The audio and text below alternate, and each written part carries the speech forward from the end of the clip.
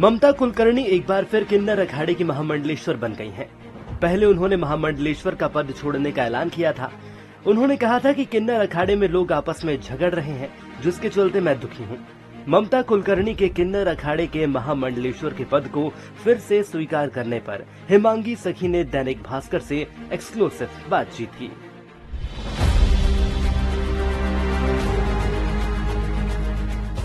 मतलब मुझे तो हंसी आती है कि सनातन धर्म के जो इतनी बड़ी अहम पदवी हैं जिसे महामंडलेश्वर कहते हैं, एक मजाक बना के रख दिया उसको।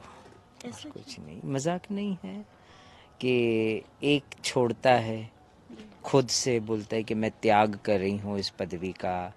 हेमांगी फेमांगी जिस तरह के वर्ड ममता कुलकर्णी ने इंटरव्यू में कहे मुझे लेकर भी, तो मैं कहती हूँ अगर आप साध्वी हैं, आप मानती हैं मैं साध्वी हूँ और आप दिल से ईश्वर को मानती है, तो आपको पदवी की क्या आवश्यकता है कि नहीं। जो अगर कहता है कि मुझे इस दिखावे की ज़िंदगी से नहीं जीना है, तो उस दिखावे की ज़िंदगी से नहीं जीना चाहती हैं तो उसे पदवी की क्या लालसा, वापस पदवी क्यों, है ना।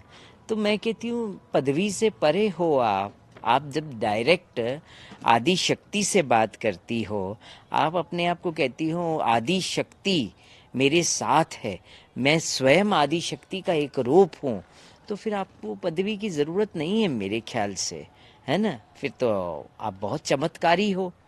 तो मेरे ख्याल से आप तो बिना पदवी के अपनी ज़िंदगी गुजार सकती हो अच्छे से। आप साधना में लीन रहती हो, तो मेरे ख्याल से साधना में लीन रहे तो अच्छा है ना।